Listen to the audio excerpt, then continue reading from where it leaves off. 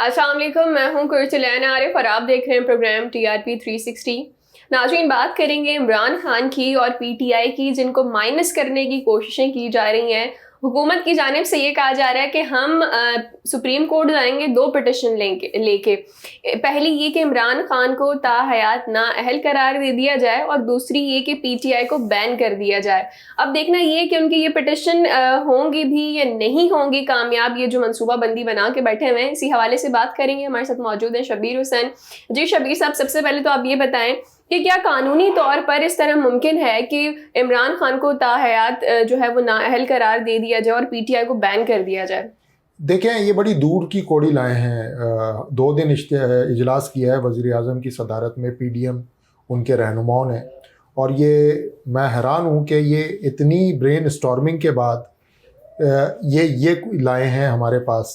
ये तो पहले दिन जब फैसला आया था तो किसी स्कूल के बच्चे से भी पूछ लेते हैं कि क्या करना चाहिए, तो वो कहेगा ये कर लेना चाहिए। तो 2 दिन ये इजलास क्यों किया इन्होंने? खैर, मेरे हिसाब से ये बड़ी दूर की कौड़ी लाए हैं। अब देखना है कि ये सुप्रीम कोर्ट कब लेके जाएंगे इसको, क्योंकि देखें अभी ये मामला इलेक्शन कमीशन ऑफ पाकिस्तान के पास ही है। इलेक्शन कमीशन ने अभी नोटिस दिया है PTI को कि फाइंडिंग्स में ये बातें सामने आई हैं, आप इसका हमें जवाब दें। फिर वो जवाब देंगे और प्रोहिबिटेड फंडिंग के क्लॉज के तहत उनकी जो रकम बन रही है, जो प्रोहिबिटेड फंड है, वो दोबारा वसूल कर लेगा इलेक्शन कमीशन बहक सरकार, और सरकार के खजाने में चले जाएगा वो पैसा। ये तो है ये बात। अब अगर ये समझ रहे हैं कि इस बिहाफ पे ये PTI को डिस्क्वालीफाई या डिसबैंड करवा देंगे पॉलिटिक्स से, तो ये होने नहीं लगा। मुझे नहीं लगता कि ये किस कानून के तहत करेंगे। क्या कहेंगे जाकर के कि एक साहब थे, उनकी मिसेस थी, उन्होंने अपने एक जॉइंट अकाउंट से कोई तकरीबन 27-28 हज़ार डॉलर पाकिस्तान में भेजे। वो साहब जो हैं वो पाकिस्तानी नेशनल हैं, अमेरिका में रहते हैं।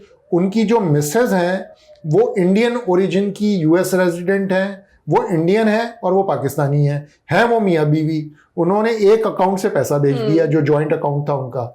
इलेक्शन कमीशन ने किया ये कि जो पाकिस्तानी साहब थे, आधे पैसे उनके खाते में डाल दिए, आधे पैसे उनकी बेगम के खाते में डाल दिए, और जो बेगम के पैसे थे उन्होंने कहा ये इंडियन ने पैसे भेजे हैं PTI को, तो ये फॉरेन फंडिंग हो गई या ये प्रोहिबिटेड फंडिंग हो गई।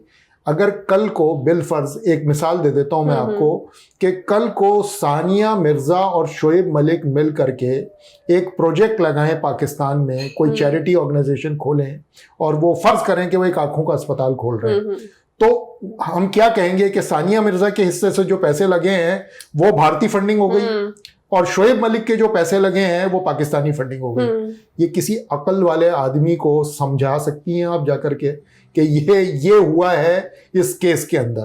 तो ये इसको अगर इस बेसिस पे ये समझ रहे हैं कि PTI डिस्क्वालीफाई हो जाएगी और उन पे बैन लग जाएगा, तो ये नहीं होने लगा। दूसरा, इमरान खान को ताउम्र नाअहल करने की। देखें, इमरान खान और नवाज शरीफ के केस में ज़मीन आसमान का फ़र्क है। इमरान खान के ऊपर इल्ज़ाम ये है कि हर साल जो खाता जाता है PTI की फंडिंग का या उनके पूरे बजटरी एक्सपेंसेस का, हर पार्टी का जाता है इलेक्शन कमीशन में, तो उस पर सिग्नेचर करते थे इमरान खान उस सर्टिफिकेट के ऊपर कि जी to the best of my knowledge I am sending you this, कि ये हमारे अखराजात हुए हैं और ये हमारे पास ये बैलेंस पैसे बचते हैं। अब किसी अक्ल के अंधे को ये समझाने की ज़रूरत है कि सर्टिफिकेट और अंडरटेकिंग में फ़र्क समझें। सर्टिफिकेट, कोई चीज़ भी सर्टिफिकेट, मिसाल के तौर पे आप न्यूज़ 360 में जॉब करती हैं, आपको एक एक्सपीरियंस या कैरेक्टर सर्टिफिकेट चाहिए, तो हमारा HR आपको क्या लिख के देगा? To the best of our knowledge, Quratul Arif bears a good character and she is a nice human being, blah blah blah. तो to the best of our knowledge का मतलब ये होता है जहां तक हमें मालूम है। हम सर्टिफाई नहीं कर रहे इसे, हम सिर्फ ये बता रहे हैं कि हमारी नॉलेज के मुताबिक ये है, तो ये होता है सर्टिफिकेट। ये दिया है इमरान खान ने 2008 से 2013 में, जो इलेक्शन कमीशन कह रहा है। अंडरटेकिंग होती है एक स्टैम्प पेपर के ऊपर ये लिखा हुआ कि this is to certify that, यानी कि मैं यकीन से ये बता रहा हूं या बता रही हूं कि ये जो डेटा हम लिख के दे रहे हैं ये फैक्चुअल पोजीशन है, तो ये फ़र्क है। तो इमरान खान को अगर ये डिस्क्वालीफाई करवाना चाहते हैं तो इनको सर्टिफिकेट को अंडरटेकिंग में कन्वर्ट करना पड़ेगा, और जो अनफॉर्चुनेटली हो नहीं सकता। तो बहुत फ़र्क है, बहुत ही ज़मीन आसमान का फ़र्क है। जिस वक्त ये फ़र्क समझ आ जाए ना अंडरटेकिंग और सर्टिफिकेट का, वहीं पे ये केस सॉल्व हो जाएगा। लेकिन ये केस क्योंकि सियासत है और इसको अदालत को भी घसीटना है, सियासत में अदालत में लेके जाना है, इसको मजीद पॉलिटिसाइज करना है। कल से लेके अब तक 25 प्रेस कॉन्फ्रेंसेस हो चुकी हैं हुकूमत की तरफ से, निफ सेंचुरी अनकरीब होने वाली है प्रेस कॉन्फ्रेंसेस की, लेकिन केस नहीं बन पा रहा। केस उस सूरत में बनेगा जब आपके पास स्ट्रॉन्ग बेसिस होगी, और अनफॉर्चुनेटली अब तक जो सामने आया है उसमें कोई स्ट्रॉन्ग बुनियाद नहीं है। ठीक है। अच्छा शबीर साहब, हम ये देखें कि क्योंकि पीडीएम और यहाँ की जो मौजूदा हुकूमत है वो कह रहे हैं कि हम जाके इमरान खान को नाइल कराएंगे, पिटिशन देंगे। बिलफर्ज हम मान लेते हैं अगर इस तरह हो जाता है, तो फिर आपको क्या लगता है कि इमरान खान का और पीटीआई का क्या रिएक्शन सामने आएगा, और हमारी आवाम जो कि वैसे इमरान खान के साथ है तो फिर उनका क्या सामने आएगा रिएक्शन? देखिए, हम पैरेलल ड्रॉ कर लेते हैं ना, बिल फर्ज चले हम समझ लेते हैं कि इमरान खान पे एग्जैक्टली वही क्लॉज लग गई 62(1)(f) की जो नवाज शरीफ पे लगी, और वो ताहयात सियासत से नाअहल हो गए। ये एक सिनेरियो है जो चाहती है हुकूमत करवाना। तो आपको क्या लगता है कि इमरान खान क्या करेंगे? इमरान खान कम से कम वो नहीं करेंगे कि वो इस्लामाबाद से निकलेंगे और गुजरांवाला पहुंचने तक जो है उनकी हवा निकल जाएगी। मुझे क्यों निकाला का जो नारा था वो फारिग हो जाएगा, और उसके बाद घर जाकर के रेवंड जाके वो सो जाएंगे, या वो अपने घर जमान टाउन लाहौर जाकर के सो जाएंगे। इमरान खान ये नहीं करने वाले।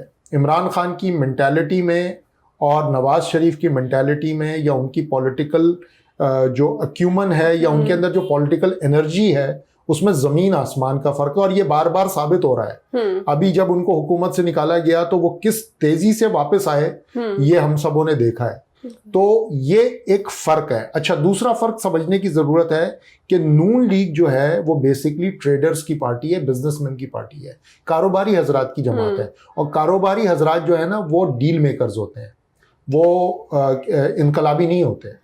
ठीक है, वो सड़कों पे जो है अपने जूते चटखाने वाले लोग नहीं होते। वो लोगों के अंदर जज्बा और इनकलाब नहीं, वो नहीं कर सकते। वो गिव एंड टेक वाले लोग होते हैं ना। तो नून लीग उनकी जमात है।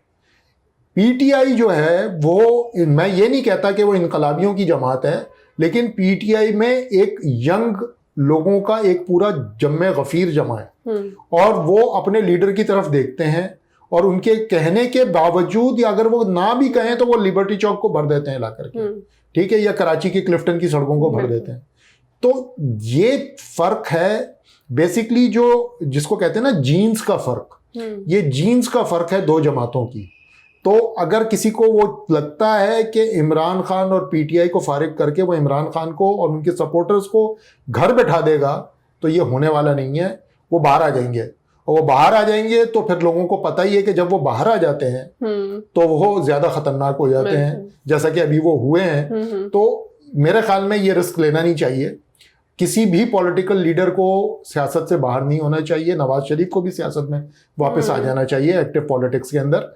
लेकिन इमरान खान को करना तो इस वक्त खास तौर से इंतहाई खतरनाक गेम है, जो कि अगर ये खेलना चाहते हैं इस गेम को इस तरह से, तो वो मेरे ख्याल में फिर फेवरेट गेम होगी इमरान खान के लिए। अच्छा शबीर साहब, ये बताएं कि इलेक्शन कमीशन का जो फैसला आया है, तो उसके बाद हम देखते हैं कि ये जो इलेक्शन फौरी तौर पे होने थे, तो अब ये क्या अगले साल पे चले जाएंगे और फिर आराम आराम से जैसे चीज़ें पहले कंटिन्यू की जा रही थी तो उसी तरह से होंगी, या फिर कुछ हमें अलग देखने को मिलेगा? देखें, इलेक्शंस तो अब जो हैं अगले साल ही होंगे। वो पहले भी उसकी सिनेरियो चेंज हो गई थी जब से ये ज़िमनी इंतखाब का रिजल्ट आया और पंजाब में पीटीआई को गवर्नमेंट मिल गई। तो उसके बाद तो इमरान खान का अपना फोकस भी इलेक्शन से हट गया था। वो तो अब फोकस कर रहे हैं कि कैबिनेट बने पंजाब के अंदर और वहाँ उनकी हुकूमत चले। वो अपना था, वो जो हमने एक बात की है पहले भी कि वो लोकल गवर्नमेंट इलेक्शंस कराएं और ये करें। लेकिन इस इलेक्शन कमीशन के फैसले के बाद तो अब इलेक्शन कमीशन इतना कंट्रोवर्शियल हो गया है। अब कल जो है वो पीटीआई पूरे पाकिस्तान में इलेक्शन कमीशन के दफातर के बाहर मुजाहरा करेगी। रेफरेंस आज फाइल कर दिया है चीफ इलेक्शन कमिश्नर के खिलाफ पीटीआई ने। तो अब तो एक तरफ इमरान खान और पीटीआई के खिलाफ एक पूरी मीडिया कैंपेन है और एक तरफ कैंपेन है इलेक्शन कमीशन के खिलाफ जो पीटीआई स्पीयरहेड करेगी। ऐसे में आपको कहाँ लगता है कि जिस इदारे ने इलेक्शन करवाना है उसके खिलाफ एक कैंपेन आ गई है तो इलेक्शन कैसे होंगे? इलेक्शन हो नहीं सकते जब तक वो सेटल ना हो जाए वो मैटर। चीफ इलेक्शन कमिश्नर या तो उनके दिल में कुछ ऐसा आ जाए कि वो रिजाइन करके चले जाएं तो पीटीआई सुकून से बैठ जाएगी और फिर कोई नया चीफ इलेक्शन कमिश्नर आएगा, फिर मामला इलेक्शन की तरफ जाएगा। तो अब इलेक्शन होते हुए इस वक्त तो नजर नहीं आते और ये किसी को भी फेवर सूट नहीं कर रहे ना। इस वक्त ना हुकूमत को सूट कर रहे हैं, हुकूमत तो चाहती ही नहीं थी क्योंकि हुकूमत को खौफ ये है कि इमरान खान इतना पॉपुलर हो गया है कि वो अगर इलेक्शन में गए तो वो स्वीप कर जाएगा। और इमरान खान अब इसलिए इलेक्शन नहीं चाहते कि मैं क्यों ना अपने आप को पंजाब में अच्छी तरह दोबारा अपनी जड़ें और फैलाऊं, अपने आप को ज्यादा वेल इंट्रेंच्ड करूं ताकि मैं अगले इलेक्शन में जो 2023 में हो रहा है उसमें ज्यादा उभर के सामने आऊं। तो ये अब इलेक्शन तो गए, अब सिर्फ और सिर्फ हम देखेंगे कि इलेक्शन नहीं होगा लेकिन एक दूसरे के ऊपर वो गोलाबारी होगी और पॉलिटिकल जो वॉर है, टर्फ वॉर जो है वो इंटेंसिफाई होगी। एंड साइडली इस पूरी टर्फ वॉर में दो आईनी इदारे रुलेंगे बुरी तरह। एक तरफ होगी वो सुप्रीम कोर्ट और दूसरी तरफ होगा इलेक्शन कमीशन और उनके ऊपर गोले दागे जा रहे होंगे सुबह दोपहर शाम और मैं और आप बैठ के उस पर प्रोग्राम करेंगे। ठीक है, अब वही बात है कि देखना ये है कि सुप्रीम कोर्ट की जानिब से क्या फैसला आता है और ये जो पिटिशन दी जाएगी अगर वैसे तो नहीं होगी लेकिन अगर हो जाती है तो फिर उसके बाद क्या सूरत हाल होगी तो वो भी हम आपको बताएंगे। नाज़रीन, ये था हमारा आज का प्रोग्राम, फिर हाजिर होंगे नए मौजू के साथ, तब तक के लिए इजाज़त दीजिए। अल्लाह निगहबान।